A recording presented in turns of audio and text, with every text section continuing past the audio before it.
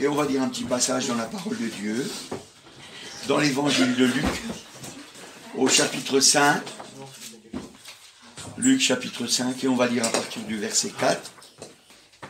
Voilà, lorsqu'il eut cessé de parler, donc c'est quand Jésus a fini de parler, il dit à Simon, avance en pleine eau et jetez vos filets pour pêcher. Simon lui répondit, maître, nous avons travaillé toute la nuit sans rien prendre, mais sur ta parole, je jetterai le filet. L'ayant jeté, ils prirent une grande quantité de poissons et leur filet se rompait. Ils firent signe à leurs compagnons qui étaient dans l'autre barque de venir les aider. Ils vinrent et ils remplirent les deux barques au point qu'elle enfonçait. Quand il vit cela, Simon-Pierre tomba aux genoux de Jésus et dit, « Seigneur, retire-toi de moi, parce que je suis un homme pécheur. » Car l'épouvante l'avait saisi, lui et tous ceux qui étaient avec lui, à cause de la pêche qu'ils avaient faite. Amen. Amen. Voilà, gloire au Seigneur. On va prier un petit instant. Je te remercie, Seigneur Dieu, alléluia. C'est toi qui nous parles, Seigneur, à travers ta parole, Seigneur, et on te demande d'avoir un cœur ouvert, Seigneur, pour que ce matin, Seigneur, eh bien, ta parole remplisse nos cœurs, Seigneur, et que nous ayons le désir encore de faire ta volonté, Seigneur. Parle encore à travers ma bouche, Seigneur, et fais-nous du bien, Seigneur. Merci, Jésus. Amen. Voilà, gloire au Seigneur, alléluia. Et voyez, dans ce petit passage que nous venons de lire, eh bien, on voit qu'au verset 5, il est marqué, Simon lui répondit, donc il répond au Seigneur, il lui dit, Maître, nous avons travaillé toute la nuit sans rien prendre, mais sur ta parole, je jetterai le filet. Alléluia, gloire au Seigneur. Sur ta parole, je jetterai le filet. Alléluia.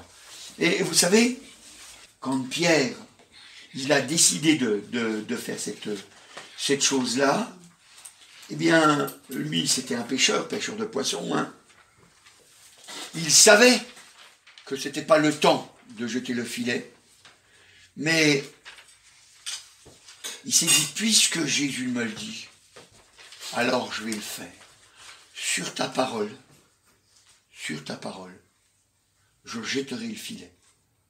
Et ce matin, je voudrais que vous aussi, ce matin, eh bien, que ce matin, vous compreniez que c'est sur la parole du Seigneur qu'on fait les choses.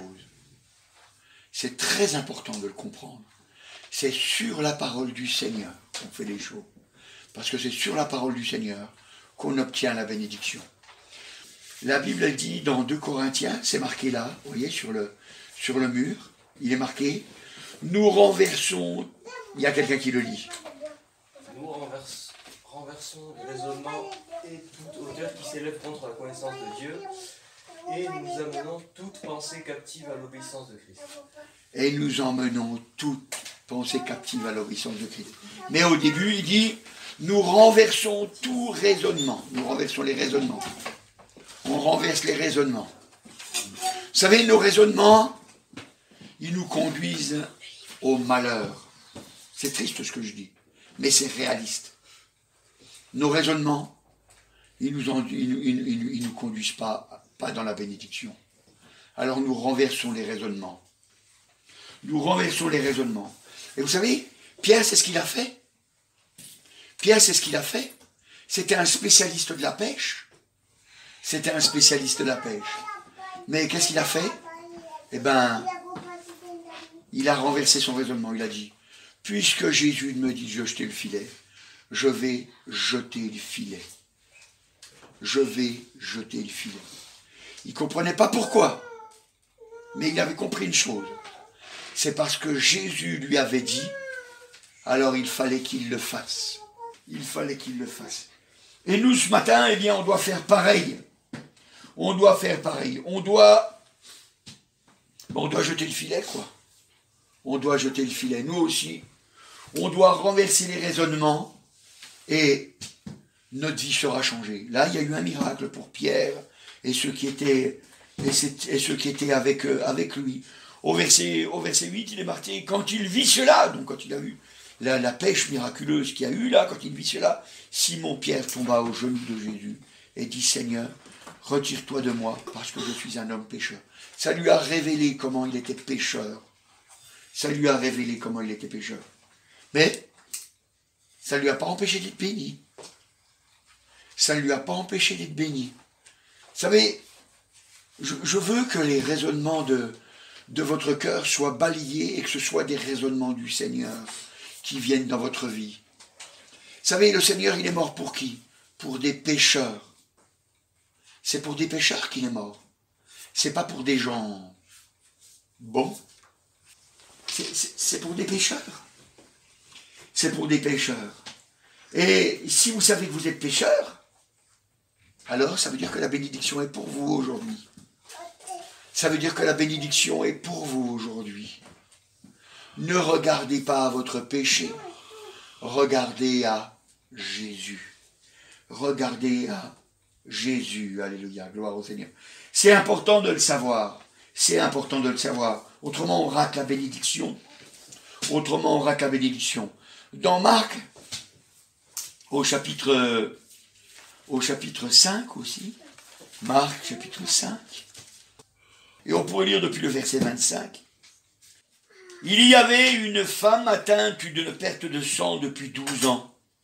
Elle avait beaucoup souffert entre les mains de plusieurs médecins. Elle avait dépensé tout ce qu'elle possédait, et elle n'avait éprouvé aucun soulagement, mais était allée plutôt en empirant. Ayant entendu parler de Jésus, elle vint dans la foule, par derrière, et toucha son vêtement, car elle disait, si je puis seulement toucher son vêtement, je serai guérie. Au même instant, la perte de sang s'arrêta, et elle sentit dans son corps qu'elle était guérie de son mal. Jésus connut aussitôt en lui-même qu'une force était sortie de lui, et se retournant au milieu de la foule, il dit, qui a touché mes vêtements? Ses disciples lui dirent, tu vois la foule qui te presse, et tu dis, qui m'a touché? Et il regardait autour de lui pour voir celle qui avait fait cela. La femme effrayée et tremblante, sachant que ce qui s'était passé en elle, vint se jeter à ses pieds et lui dit toute la vérité. Mais Jésus lui dit, ma fille, ta foi t'a sauvée, va en paix et sois guérie de ton mal. Amen, alléluia. Voyez, cette femme, elle a défié tous les raisonnements. Tous les raisonnements. La médecine, elle n'avait rien pu faire pour elle. Rien pu faire pour elle. Elle avait été voir plusieurs médecins, elle avait dépensé tout son argent. Et puis ça n'allait pas mieux. Et puis elle a eu une pensée. Elle a dit, si jamais je passe derrière Jésus, que je touche son vêtement, je serai guéri. Ça n'a rien de logique tout ça, vous savez. Humainement, ça n'a rien de sensé. Ça n'a rien de sensé. Elle a abattu les raisonnements. Elle a abattu les raisonnements. Elle a dit, moi si je le touche, je vais être guéri. Je vais être guéri. Et qu'est-ce qu'elle a fait? Elle l'a touché. Elle l'a touché. Et qu'est-ce qui lui est arrivé? Elle a été guérie.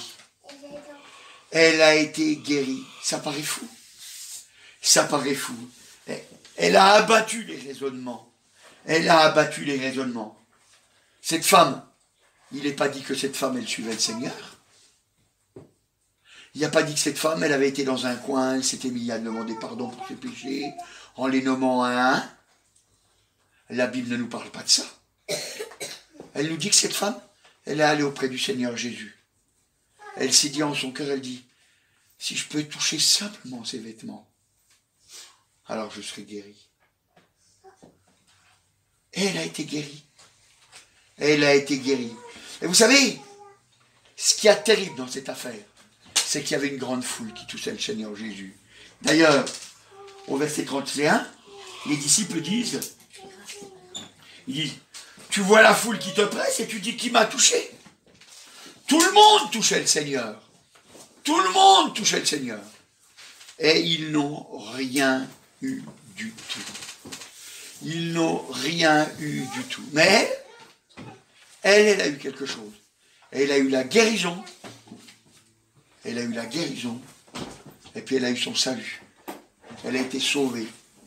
Ta foi t'a sauvé. Vous savez, l'ennemi de notre âme, il ne veut pas qu'on sache que c'est une grâce. Vous savez, il y a un frère belge qui m'a envoyé un lien vers une image. Et on voit, vous savez, quand le Seigneur Jésus il est mort sur la croix, alors il y a le rideau du temple qui s'est déchiré depuis le haut jusqu'en bas. Et puis, donc, première image, on voit le rideau du temple qui est déchiré en deux depuis le haut jusqu'en bas. Alors c'est Dieu qui offre l'ouverture pour qu'on puisse venir à lui. Deuxième image, alors à ce moment-là, on voit un rabbin, on voit un curé, on voit comment on appelle ça, un imam, enfin, voilà, on voit plusieurs gens de plusieurs religions qui sont là, et puis ils sont en train de recoudre le rideau. Ils le recoudent parce que, ils veulent qu'on fasse des œuvres. Ils veulent pas que ce soit une grâce. Ils veulent qu'on fasse des œuvres. Et moi, je veux que vous le sachiez. C'est une grâce qui nous est accordée. Il n'y a rien à faire pour être sauvé. Il n'y a rien à faire pour être sauvé. Je vous le dis, vous savez, je vous le répète. Il y en a, ils vous diront, il y a ça et ça, ça et ça à faire pour être sauvé. Ce n'est pas vrai. C'est un mensonge. Il n'y a rien à faire pour être sauvé. Je vais vous dire, un enfant quand il naît, il est sauvé. Qu'est-ce qu'il a fait pour être sauvé? Rien. C'est la grâce de Dieu qui est sur lui. C'est tout. Il est sauvé. Il est sauvé. Nous sommes sauvés par grâce. C'est important de se le repasser dans le cœur. C'est important. Vous savez, des fois les gens ils disent, je le sais, mais leurs œuvres montrent qu'ils ne le savent pas. Ils le savent avec leur tête, mais ils ne le savent pas avec leur cœur. Et c'est terrible. Et c'est pour ça qu'ils n'arrivent pas à s'en sortir. Cette femme, vous voyez, elle est venue, elle a simplement touché. Simplement touché. Et le Seigneur il lui a dit, ta foi t'a guéri, ta foi t'a sauvé. Hein? C'est vrai, c'est important de le savoir. Et je voudrais vraiment que vous compreniez que c'est vraiment une grâce qui nous est donnée. Et la grâce, ça veut dire ce que ça veut dire. Ça veut dire que ce n'est pas un mérite. Ça veut dire que c'est quelque chose que Dieu a fait pour nous. Dieu l'a fait pour nous. Dieu l'a fait pour nous. Mon frère, ma soeur, si quelqu'un te dit qu'il y a des choses à faire pour être sauvé, eh ben tu peux lui dire, tu te trompes mon frère, tu te trompes ma soeur. Parce que c'est pas vrai. Ce n'est pas vrai. Jésus a payé le prix. Jésus a payé le prix. Le prix est déjà payé. Vous savez, tout à l'heure, je vous disais, hein, quand un jour où j'étais, je ne savais plus, le diable m'avait attaqué, et puis je me disais, c'est vrai, je tombe tout le temps dans le péché, j'arrive pas à m'en sortir. Puis j'ai eu cette chanson qui m'est revenue dans le cœur. Seigneur, voici tout mon péché d'hier, d'aujourd'hui et de demain. Il est mort pour mon péché de demain. J'existais pas quand il est mort, le Seigneur Jésus. Et il avait déjà payé pour moi. Il avait déjà payé pour moi. Vous savez, si vous construisez sur une bonne base, vous aurez de la force pour avancer. Si vous ne construisez pas sur une bonne base, ça va être très difficile. Et à la fin, j'ai peur que vous ne rentriez pas au ciel, malgré que le Seigneur a payé le prix. C'est important de le savoir. Et c'est pour ça que je voudrais que vous remettiez toute la gloire à Dieu. C'est lui qui a payé le prix. C'est pas nous. Nos bonnes actions ne pourront jamais nous ouvrir le ciel. Jamais, jamais, jamais. Il a payé pour nous, alléluia. Et cette femme, vous voyez, elle a détruit le raisonnement des hommes. Ils étaient tous là autour à toucher le Seigneur et ils n'avaient même pas de bénédiction. La bénédiction ne venait pas sur elle, mais elle a cru. Elle l'a cru. Si je peux le toucher, alors je vais être béni. Et les disciples, lui, eux, qui ne comprenaient pas, pourtant ils étaient avec le Seigneur Jésus, ils ont dit, mais la foule te presse. Et tu dis, qui m'a touché, qui m'a touché? Et le Seigneur, lui, s'il a dit ça, c'est parce que il a senti qu'une force était sortie de lui. Et vous savez, quand on s'approche du Seigneur Jésus, en croyant juste à sa bénédiction, il y a une force qui sort du Seigneur Jésus et qui nous couvre de notre péché. Qui nous couvre de notre péché. Et alors, à ce moment-là, il peut se passer des choses merveilleuses dans nos vies. Il peut se passer des choses merveilleuses dans nos vies. Alléluia. Vous savez, un jour, j'avais affiché sur l'écran de l'ordinateur, en grand, j'avais affiché des diamants. Mais des diamants bruts. Des diamants bruts. Et quand vous regardez des diamants bruts, c'est pas beau. Et je vais même vous dire, je les aurais vus par terre, ben j'aurais marché dessus.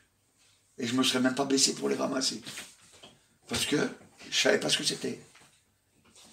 Mais quand on sait ce que c'est, on dit, ah bah, je ne vais pas les laisser, je vais les ramasser, ça va me servir. Ça va me servir. Vous voyez? Eh bien c'est pareil. Quand on comprend, quand on se rend compte, quand on sait que Jésus a payé le prix, que le prix est payé, parfaitement payé, il n'y a plus rien à rajouter. Il n'y a plus rien à rajouter. Alors là, il y a une force. Là, il y a une force. Et cette force nous conduit à obtenir des bénédictions. Et je voudrais ce matin que votre cœur soit convaincu de cette chose-là. Parce que c'est comme ça que votre vie, elle va changer. Alléluia. Gloire au Seigneur. Alléluia. La Bible, elle nous dit dans Éphésiens au chapitre 6 et au verset 12. Éphésiens, chapitre 6 et au verset 12. Nous n'avons pas à lutter contre la chair et le sang, mais contre les dominations, contre les autorités, contre les princes de ce monde de ténèbres, contre les esprits méchants dans les lieux célestes. Notre lutte, c'est une lutte spirituelle. On n'a pas à combattre contre un homme. C'est pas contre un homme qu'on a à combattre. Un homme, une femme. C'est pas parce que quelqu'un nous dit qu'il nous aime pas qu'on doit le combattre. On doit avoir un combat spirituel. C'est contre des démons qu'on combat. C'est pour ça qu'on a besoin de venir auprès du Seigneur. C'est quelque chose de nouveau. On doit combattre, mais on doit combattre au bon endroit. On doit combattre pas comme un aveugle. Vous savez, c'est important de le comprendre. Vous savez, quand l'apôtre, il dit comme ça, il dit, je ne combats pas en combattant dans l'air, je ne frappe pas dans l'air. On a un vrai combat. C'est pas contre des hommes. C'est pas contre des hommes. C'est contre des esprits méchants dans les lieux célestes. C'est contre ce monde de ténèbres. C'est contre les autorités qui nous accusent. Qui nous accusent. Vous savez, c'est pour ça que je vous dis, vous savez, quand vous vous sentez accusé, parce que des fois on se sent accusé, on a fait quelque chose de pas bien, on a mal répondu à quelqu'un, ou on a fait quelque chose de pas bien, quoi. Et on se sent accusé. Et puis on regrette ce qu'on a fait. Alors on vient auprès du Seigneur, et puis on lui dit, Seigneur, je te demande pardon pour cette mauvaise chose, ces mauvais regards, ces mauvaises pensées, ces mauvais désirs, ces mauvaises paroles, ces mauvaises actions. On demande pardon. Et si votre cœur, après ça, il vous accuse encore, alors il faut dire non. Ça ne peut être que du diable. Ça ne peut être que du diable. Parce que j'ai demandé pardon, et il a dit qu'il est fidèle et juste pour me pardonner. Parce que je lui confesse mon péché, il est fidèle et juste pour me pardonner. Alors à ce moment-là, eh ben, on a une force nouvelle. On a une force nouvelle. Et je voudrais que tu l'aies, cette force nouvelle. Parce que c'est très important. C'est très important. Parce qu'autrement, on ne peut pas grandir. Autrement, on ne peut pas grandir. On se sent toujours accusé. On se sent toujours accusé. Alors on a besoin de croire. On a besoin de croire que ce que notre Seigneur nous dit, c'est la vérité. Et si on ne le croit pas, c'est un péché. Si on ne le croit pas, c'est un péché. Il a payé le prix. Notre lutte, c'est une lutte spirituelle. Comme c'est une lutte spirituelle, ça veut dire qu'on doit apprendre à s'approcher du Seigneur. Le Seigneur, il nous dit dans l'évangile de Jean, au chapitre 10, il dit, on pourrait lire à partir du verset 25, mais ce sera le verset 27 qui nous intéressera. Jésus leur répondit, je vous l'ai dit, et vous ne me croyez pas, les œuvres que je fais au nom de mon Père rendent témoignage de moi. Mais vous ne croyez pas parce que vous n'êtes pas mes brebis. Verset 27. Mes brebis entendent ma voix, je les connais, et elles me suivent. Je leur donne la vie éternelle, et elles ne périront jamais, et personne ne les ravira de ma main. Mon Père qui me les a donnés est plus grand que tous, et personne ne peut les ravir de la main de mon Père. Et au verset 27, il dit, mes brebis entendent ma voix, je les connais, et elles me suivent. Et elles me suivent. Tout le monde entend la voix du Seigneur, vous savez. Le Seigneur parle tantôt d'une façon, tantôt d'une autre, et on n'y prend point garde. Donc ça veut dire que tout le monde entend. Tout le monde entend, mais on n'y prend point garde. Mais quand on entend, quand on y prend garde, alors à ce moment-là, quand on y prend garde, eh bien on est une brebis du Seigneur. Et quand on est une brebis du Seigneur, alors on se met à suivre le Seigneur. Là où le Seigneur il est, nous aussi nous y sommes. Parce que nous sommes une brebis du Seigneur. Nous le suivons. Est-ce que vous savez ce que c'est une brebis? C'est une femelle qui porte. Femelle qui peut porter. C'est une femelle qui peut porter. C'est très juste. Parce que c'est exactement ça que j'attendais. Hein, parce que vous m'auriez peut-être dit, c'est un mouton. C'est pas faux. Mais il y a plus de précision à donner. C'est que c'est une femelle qui peut mettre bas. Ça veut dire, c'est une femelle eh bien, qui peut avoir à cœur de s'occuper de ses petits. Nous sommes des chrétiens et nous marchons avec le Seigneur. Et nous marchons avec le Seigneur. Alors nous devons avoir à cœur d'être une brebis. D'être une brebis. On doit avoir à cœur de mettre bas. Vous allez me dire, mais moi je suis un garçon, je ne veux pas accoucher. Mais c'est spirituel. C'est spirituel ce que je vous dis. Ça veut dire qu'il faut avoir à cœur que vous aussi, eh bien, vous parlez à des hommes, à des femmes, et puis que vous les ameniez au salut. Vous les ameniez au salut. Que vous aussi, vous leur parliez du Seigneur pour les amener, pour qu'ils soient sauvés. Pour qu'ils soient sauvés. Et le chrétien doit avoir ce désir. Le chrétien doit avoir ce désir. Parce que le Seigneur, c'était son seul désir. C'était son seul désir. Il est venu mourir sur la croix pour nous sauver. Pour nous sauver. C'était le seul désir du Seigneur. Qu'est-ce qu'il a fait, le Seigneur, quand il est parti dans la gloire? Il a dit qu'il nous donnait un autre consolateur. Il a dit qu'il était avantageux pour nous d'avoir un autre consolateur. Il nous a donné son Saint-Esprit. Et pourquoi est-ce qu'il nous a donné son Saint-Esprit?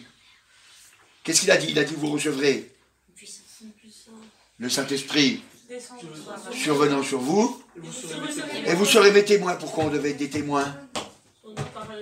Pour qu'on parle aux autres. Le Seigneur a à cœur qu'on soit des brebis. Il a à cœur qu'on soit des brebis. Maintenant que vous savez qu'on est sauvé par grâce, à votre tour, vous devez avoir à cœur. Vous savez, quand on est véritablement sauvé, quand on le croit vraiment, eh bien, on a à cœur que les autres aussi soient sauvés. C'est pour ça, vous savez, je parle toujours, et je dis toujours, Commencez par vos proches, votre père, votre mère, votre frère, votre soeur, votre oncle, votre tante, votre cousin, votre cousine, votre voisin, votre voisine, votre ami, votre mari, votre femme. Ceux qui sont là, on a à cœur qu'ils soient sauvés. La Bible, elle nous dit, elle ne nous cache pas, dans Romains, au chapitre 8 et au verset 14, car tous ceux qui sont conduits par l'Esprit de Dieu sont fils de Dieu. Ceux qui sont conduits par l'Esprit de Dieu. L'Esprit de Dieu, il nous conduit où? Il nous conduit toujours près du Seigneur. Ceux qui sont conduits par l'Esprit de Dieu sont fils de Dieu. Sont fils de Dieu.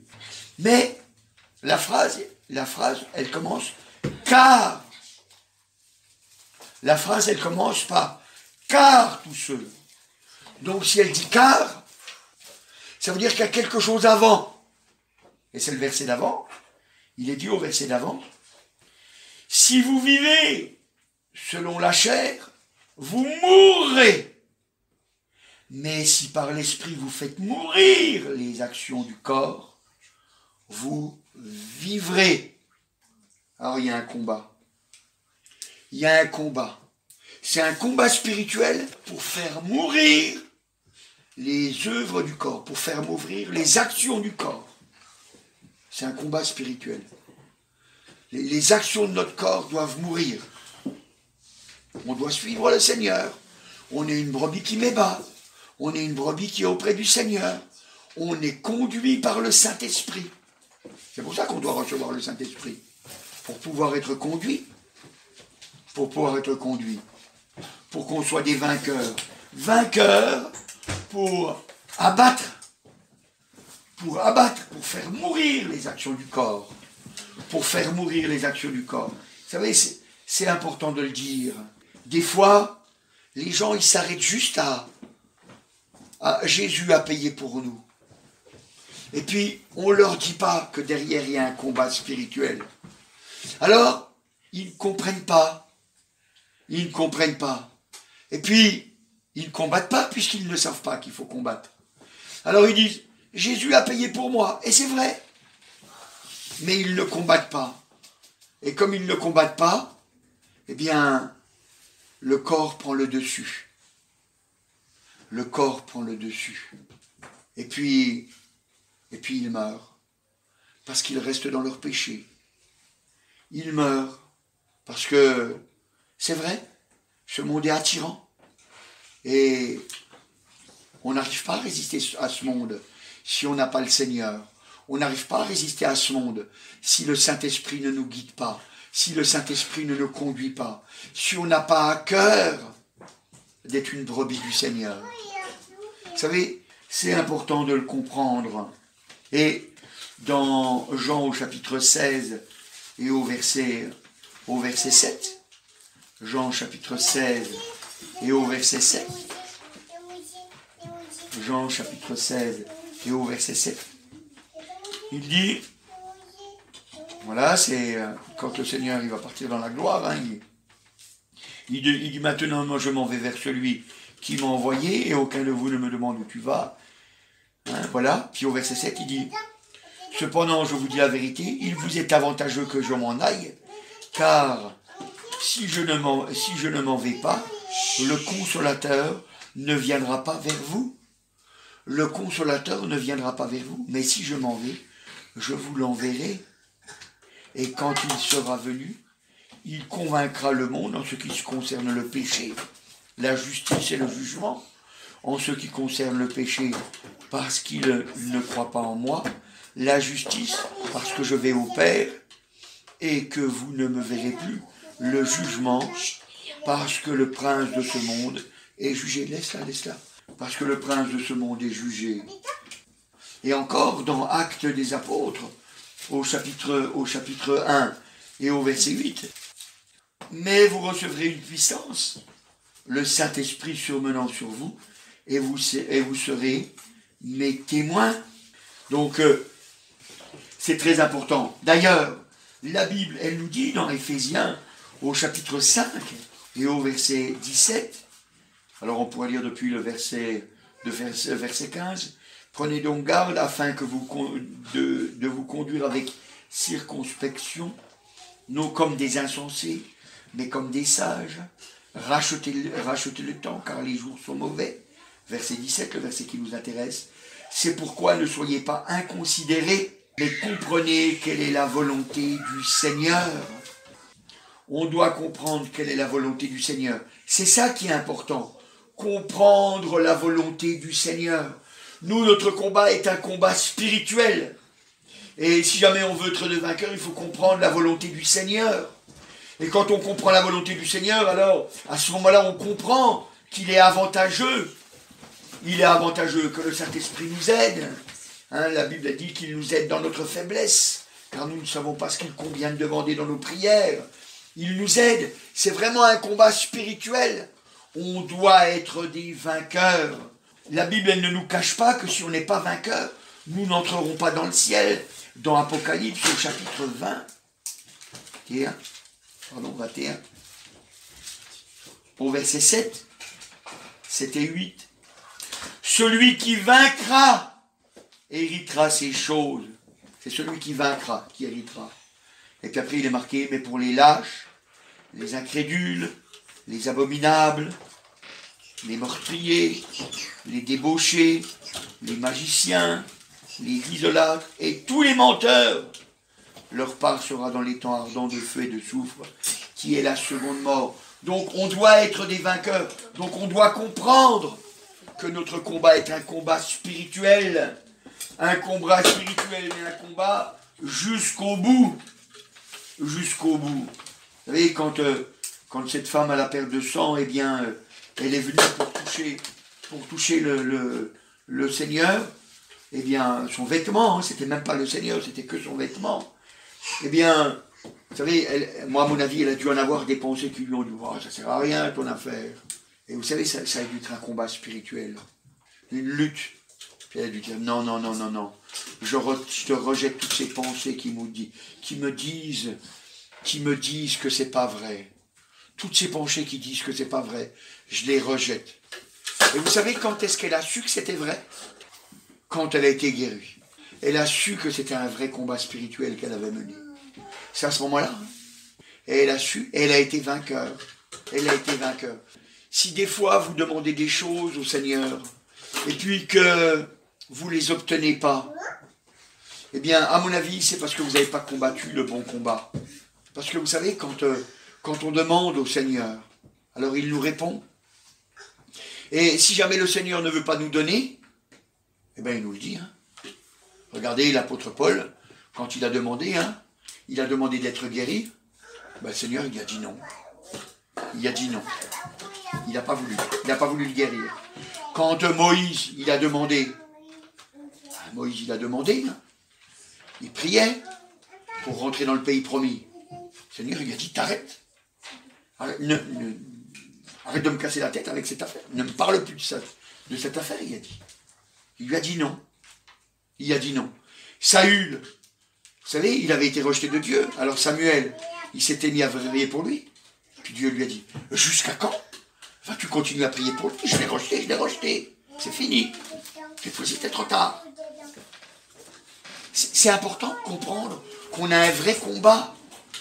Je voudrais que vous compreniez que la prière, ce n'est pas un monologue. Notre Dieu est vraiment vivant.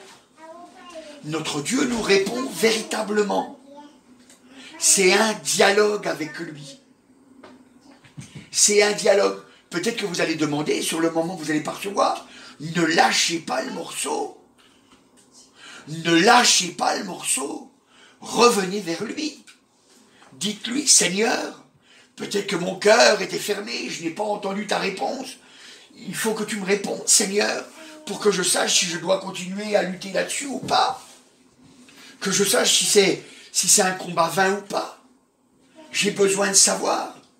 Il va vous répondre. D'une façon ou d'une autre, il va vous répondre. Vous savez, des fois, le Seigneur nous répond par des choses, des fois, qui est très clair pour nous. Dieu nous connaît depuis notre naissance. Il connaît tout ce qu'on est. Alors, il sait exactement les choses qui vont nous... Non.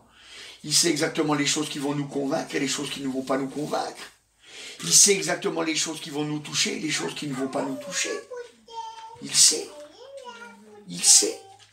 C'est pour ça qu'il ne faut pas hésiter à demander. C'est un combat spirituel. C'est une lutte. Une lutte. Vous savez, le diable, il ne veut pas qu'on ait des réponses. Il ne veut pas qu'on ait des réponses. Il veut qu'on se contente, qu'on a demandé, bon, il n'a pas répondu, il n'a pas répondu. Parce que le Seigneur n'avait pas envie de répondre. C'est tout. Puis quand il voudra répondre, il répondra. Ne croyez pas ça. Ne croyez pas ça. La Bible dit tout ce que vous demanderez en priant, croyez que vous l'avez reçu et vous le verrez s'accomplir. Donc, le Seigneur ne ment pas. Le Seigneur ne ment pas. C'est le diable qui veut tromper nos raisonnements. Comprenez quelle est la volonté du Seigneur, on a lu. Comprenez quelle est la volonté du Seigneur. La volonté du Seigneur, c'est de nous répondre. C'est de nous aider. C'est de nous conduire. Là où le Seigneur il est, nous, ses brebis, nous sommes avec lui. Comprenez. Comprenez. Vous savez, c'est important. C'est important. Quand Abraham, il était appelé par le Seigneur, quand vous regardez dans Actes au chapitre 7, Actes des Apôtres au chapitre 7, et au verset 3, alors c'est quand Étienne il rappelle l'affaire, il dit « Le Dieu de gloire apparut à notre père Abraham lorsqu'il était en Mésopotamie, avant qu'il s'éblisse à Charan. Et il lui dit, donc au verset 3, il lui dit « Quitte ton pays et ta famille, et va dans le pays que je te montrerai. » Vous savez, Abraham, eh bien Abraham, il est parti. On l'a vu, hein, sans savoir où il allait. Mais il a fallu qu'il soit convaincu que ce soit la parole de Dieu. Il a fallu qu'il soit convaincu. Ben moi je vous dis, c'est parce qu'il avait l'habitude. Il avait l'habitude d'entendre. Il avait l'habitude de se rendre compte quand c'était Dieu qui parlait. Et puis quand c'était pas Dieu qui parlait. Parce qu'il a une vraie vie. Il avait une vraie vie avec lui. Il avait une vraie vie.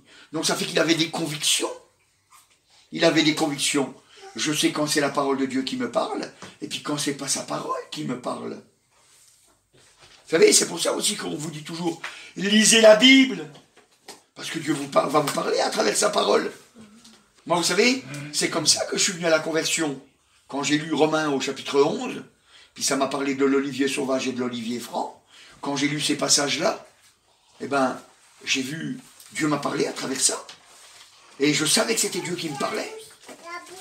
Je savais que c'était Dieu qui me parlait. Il n'y avait pas de doute dans mon cœur. Je savais. Et pourquoi je savais? Parce que c'était la parole de Dieu. Donc je savais que c'était Dieu qui me parlait. Et je savais que ce qu'il était en train de me dire, c'était la vérité. C'était la vérité. Vous voyez? C'est important. On a besoin d'avoir des convictions. On a besoin d'avoir des convictions. Sur ta parole, je jette le filet. Il s'est appuyé sur la parole. Il savait que c'était Jésus qui lui parlait. Quand on regarde dans la parole de Dieu, eh bien, on voit tous les hommes de Dieu qui ont eu des réponses du Seigneur. Qui ont eu des réponses du Seigneur. Eh bien, ils les ont eues parce qu'ils ont insisté. Vous regardez dans la parole de Dieu, vous voyez par exemple quand Jérémie,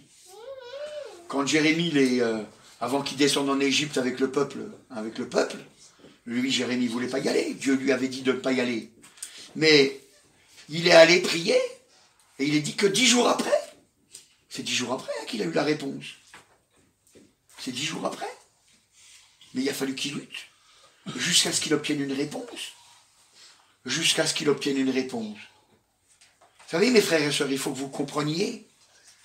Je voudrais que vous ne soyez pas des enfants dans la foi, mais je voudrais que vous soyez des hommes faits. Je voudrais que vous compreniez qu'on a besoin de vainqueurs. On a besoin de grandir. On a besoin de grandir. Le monde se perd. On n'a qu'une seule façon pour rester ferme. C'est d'avoir à cœur les âmes. Vous savez, une brebis du Seigneur. Une brebis du Seigneur. On entend sa voix et on suit le Seigneur. On va où il va. Seigneur, il veut qu'on sauve des âmes. Il veut qu'on sauve des âmes. Vous savez que Seigneur, il a envoyé un ange pour parler à comment? Au centenier. Mais le centenier, il a dû envoyer ses serviteurs pour chercher Pierre. L'ange, vous croyez qu'il ne savait pas que c'était Jésus le Sauveur? Mais l'ange, il n'a pas dit, ben crois au Seigneur Jésus, tu seras sauvé. Il n'a pas dit ça. Il a dit, il faut aller chercher Pierre. Lui, il va t'expliquer. Pierre, il va t'expliquer. Puis ils sont allés chercher Pierre. Puis il lui a dit, ben voilà, il y a un ange qui m'a apparu. Et puis, il m'a dit, tu diras des choses par lesquelles je serai sauvé. Alors vas-y, parle. Dis-nous ce que le Seigneur, il t'a dit de nous dire. Vous voyez? Et vous savez, comme je vous dis toujours, hein, vous n'êtes pas là pour mes beaux yeux. C'est parce que vous savez que le Seigneur, il a des choses à vous dire. Et qui va le dire à travers ma bouche? C'est pas parce que je suis meilleur que vous. C'est pas parce que j'ai un don spécial. Non. C'est parce que le Seigneur, il a choisi que c'était comme ça. Je ne suis pas meilleur que vous, croyez-le. Et je vous le garantis que c'est vrai. Mais c'est juste parce que Dieu, il a voulu que ce soit ainsi. Dieu, il a voulu que ce soit ainsi. Voyez? Et je voudrais ce matin que vous aussi, vous ayez le même désir que le Seigneur. C'est que vous soyez des bouches qui parlent. Des bouches qui parlent pour donner votre témoignage. Vous savez, quand vous dites à quelqu'un qui a des problèmes, et puis vous dites, voilà, le Seigneur, voilà ce qu'il a fait dans ma vie, vous savez, ça le touche.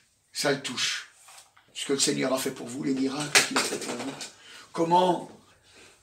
Eh bien, il a agi pour vous. Alors il pourra croire, parce que quand vous lui direz, tu sais, il peut agir pour toi aussi, il l'a fait pour moi. Et je ne suis pas meilleur que toi. Alors il pourra le croire. Il pourra le croire. Et s'il accepte de le croire, eh bien, il fera l'effort. Et puis vous pourrez l'inviter à venir entendre. Et puis là, il entendra qu'effectivement, il faut qu'il se convertisse. Que là, il faut que sa vie, elle change. C'est vrai. C'est vrai. Alléluia. On est appelé à être des témoins, alléluia, sur ta parole. Sur ta parole. Et vous savez, quand il a dit ça, Pierre, c'est publiquement qu'il l'a dit. Sur ta parole. Tout le monde l'a entendu. Tout le monde l'a entendu. Sur ta parole. Parce que tu l'as dit, je vais le faire. Parce que tu l'as dit, je vais le faire. C'est publiquement qu'elle a touché. C'est publiquement que tu l'as touché. Et c'est publiquement après qu'elle a révélé ce qui lui était arrivé. Quand elle s'est sentie découverte, c'est vrai. Mais c'est publiquement qu'elle l'a dit. Elle a dit, voilà ce que j'ai fait. Et voilà pourquoi je l'ai fait. J'étais malheureuse. J'étais malade. Je n'avais pas de solution. J'ai cru qu'en touchant, Seigneur, j'ai cru qu'en venant à toi, j'obtiendrai la bénédiction. Alléluia, gloire au Seigneur. Tous ces hommes qui ont suivi, tous ces hommes qui ont marché pour être des témoins pour nous aujourd'hui, parce qu'ils sont des témoins pour nous aujourd'hui, pour que nous aussi nous fassions la même chose, pour que nous fassions aussi la même chose, alléluia. Et voyez, tous ces témoins, ils ont tous eu à cœur des brebis, tous. Leur vie montre que c'est vrai. Leur vie montre que c'est vrai. Ils ont tous voulu sauver des âmes. Ils ont tous voulu être des témoins du Seigneur.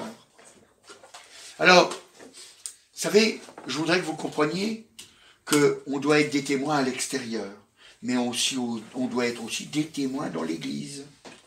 Alors l'église, vous savez, c'est pas les murs. Là, on est là parce que bon, il faut bien être quelque part. Hein? On est là. On est là. Mais l'église, c'est vous. C'est moi. C'est nous l'église. C'est nous l'église. Et on doit avoir à cœur de se faire du bien les uns les autres. On doit avoir à cœur de se faire du bien les autres. Ça, c'est important. C'est important. Parce que ceux qui vont venir, ceux que vous allez faire venir, eh bien, il faut qu'ils voient qu'il y ait de l'amour au milieu de nous. Parce que s'il n'y a pas d'amour au milieu de nous, ça ne va pas aller. Ça ne va pas aller. Ils doivent voir qu'on s'encourage les uns les autres. Autrement, ça ne va pas aller. Autrement, c'est comme le monde. C'est comme le monde. C'est pour ça que la parole de Dieu, elle nous dit, regardez voir, dans 1 Thessaloniciens au chapitre 5 et au verset 20. On pourrait lire depuis le verset 17. Priez sans cesse, rendez grâce en toutes choses, car c'est à votre égard la volonté de Dieu en Jésus-Christ. Verset 19, n'éteignez pas l'esprit. Et au verset 20, ne méprisez pas les prophéties. Alléluia. Ne méprisez pas les prophéties. Pourquoi la Bible nous dit de ne pas mépriser les prophéties? Parce que la Bible dit dans 1 Corinthiens au chapitre 14 et au verset 4, 1 Corinthiens chapitre 14 et au verset 4, celui qui parle en langue s'édifie lui-même. Celui qui prophétise édifie l'Église. Donc, on doit demander au Seigneur de nous aider. Il nous a dit qu'il était avantageux pour nous, alléluia, que nous ayons le Saint-Esprit, alléluia.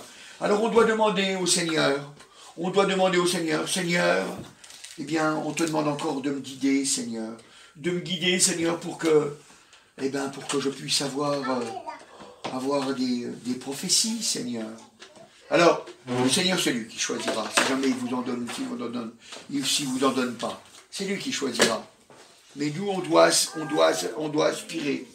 On doit aspirer. Il dit aspirer surtout au don de prophétie. On doit aspirer. Parce que on doit aspirer à faire du bien, à faire grandir, à édifier nos frères et nos sœurs. C'est un désir qu'on doit avoir. On doit l'avoir, ce désir. La brebis, elle a à cœur de faire du bien à ses petits. Elle a à cœur de faire du bien à ses petits. Maintenant que vous savez ces choses-là, je voudrais que vous preniez à cœur de prendre les dons que Dieu nous donne. De prendre tout ce que Dieu nous donne, vous savez. C'est important. Parce que nous avons un travail à faire. Nous avons une réussite dans ce monde. Et s'il nous a donné son Saint-Esprit, c'est pas pour rien. C'est pas pour rien. C'est vrai. C'est pour édifier l'Église. C'est pour édifier l'Église. Et tous ceux qui viendront. C'est pour l'Église. C'est pour faire grandir l'Église, pour édifier l'Église. Le monde est perdu, mes frères et sœurs. Le monde est perdu. On a besoin de grandir. Jésus nous a sauvés. Maintenant, on a besoin de grandir. On a besoin de comprendre son œuvre. Ne négligez pas. La Bible, elle nous dit dans 2 Corinthiens au chapitre 5 et au verset 7, excusez-moi, mais on pourrait lire depuis le verset 5. Voilà. Et celui qui nous a formés pour cela, c'est Dieu qui nous a donné les arts de l'esprit. Est-ce que vous savez ce que c'est des arts? Des arts, c'est quelque chose qui est donné qui ne peut pas être repris. Par exemple, imaginez-vous voir que vous voulez aller, je ne sais pas, à un endroit quelconque, et vous payez des arts pour une location, par exemple, dans une maison quelconque, et vous payez des arts. On vous précise bien que c'est des arts. Hein, c'est marqué sur le contrat, de payer des arts. Ça veut dire que si jamais vous n'y allez pas, eh ben vous les devez quand même. Vous êtes obligé de les payer. Vous voyez? Ça, c'est des arts. Alors, les arts de l'esprit. Dieu nous a promis les arts de l'esprit. Donc, il nous a promis des miracles, il nous a promis des bénédictions, il nous a promis des prophéties, il nous a promis toutes sortes de choses. C'est les arts de l'esprit. Nous sommes donc toujours pleins de confiance et nous savons qu'en demeurant dans ce corps, nous demeurons loin du Seigneur. Car nous marchons par la foi et non par la vue. Nous marchons par la foi et non par la vue. Et vous savez, c'est rigolo parce que ce passage-là, il est accroché avec les dons spirituels, il est accroché avec les arts de l'esprit. Parce que quand on lit un petit peu avant, car tandis que nous sommes dans ces temps, nous gémissons, accablés parce que nous voulons non pas nous dépouiller, mais nous revêtir, afin que ce qui est mortel soit englouti par la vie. Et celui qui a formé cela, c'est Dieu qui nous a donné les arts de l'esprit. Vous voyez, toutes ces choses-là sont liées pour qu'on comprenne bien que les miracles, toutes ces choses-là qu'il nous donne, c'est pour lui, c'est pas de la vue. C'est pas de la vue. C'est parce qu'il l'a dit. Parce qu'il voulait que ces choses-là s'accomplissent. Parce qu'il veut que l'Église de Dieu grandisse. Il veut que l'Église de Dieu grandisse. Alors, il dit, toi qui es chrétien, tu marches par la foi, pas par la vue. C'est vrai. Nous, on ne voit pas Jésus.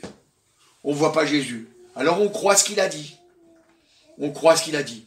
Voici les miracles qui accompagneront ceux qui auront cru. On a la foi. On le croit. Alors il fait les miracles. Il fait les miracles.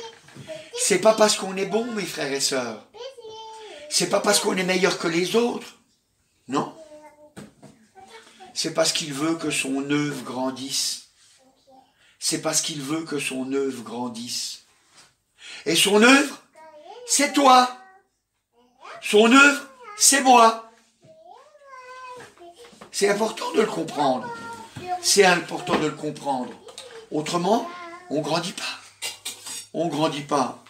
Alors ce matin, je voudrais que, quand tu réfléchis à toutes ces choses-là, que tu comprennes que Jésus a payé le prix pour toi. Alors, il n'y a rien à faire pour être sauvé. Maintenant que tu es sauvé, alors c'est vrai que tu dois produire un fruit digne de la repentance, parce qu'on reconnaît l'arbre à ses fruits. Alors c'est vrai, si tu es sauvé, donc ça veut dire que tu le crois. Et si tu le crois, alors à ce moment-là, tu te mets à marcher comme un croyant. Tu te mets à marcher comme quelqu'un de sauvé. C'est vrai, tu fuis le péché. Et c'est pour ça que tu viens te blottir. Tu es une brebis du Seigneur. Tu entends sa voix. Tu as entendu que tu étais sauvé. Tu entends sa voix et tu viens vers lui. Et parce que tu viens vers lui, alors tu reçois les arts de l'esprit. Tu reçois les arts de l'esprit. Et parce que tu reçois les arts de l'esprit, tu as à cœur de faire grandir l'œuvre de Dieu.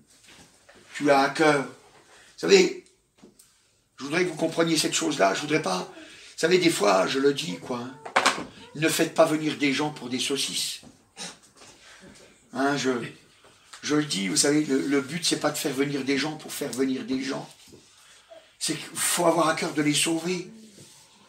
Si je vous dis ça, c'est parce qu'il faut que vous compreniez que si vous faites venir des gens, c'est parce que vous avez à cœur de vous en occuper. Ça veut dire que vous allez passer du temps dans la prière pour cet homme ou cette femme que vous allez faire venir. C'est ça que ça veut dire. C'est pas pour le faire venir à l'église. C'est parce que vous avez à cœur qu'il soit sauvé. Comprenez-le. Et si je vous le dis, c'est parce que c'est l'Esprit de Dieu qui me dit de vous le dire. C'est pas de moi-même, parce que je suis comme vous. Je suis comme vous. Comprenez-le. De nous-mêmes, on n'a pas envie. Mais l'Esprit de Dieu nous pousse. L'Esprit de Dieu nous pousse. Alors, soyez véritablement les brebis du Seigneur. Ne marchons pas par le vu, marchons par la foi. Croyons que parce qu'il nous a sauvés, alors nous avons un travail d'édification. Nous avons un travail d'édification, un travail de prière, un travail de lutte, parce que notre combat est un combat spirituel. Nous n'avons pas à lutter contre la chair et le sang. Ce matin, tu peux véritablement combattre en chrétien. C'est toi qui vas décider. Amen. Merci Seigneur, alléluia. Tu es merveilleux Jésus, alléluia. Tu es avec nous Seigneur. C'est toi qui nous rends vainqueurs Seigneur, alléluia.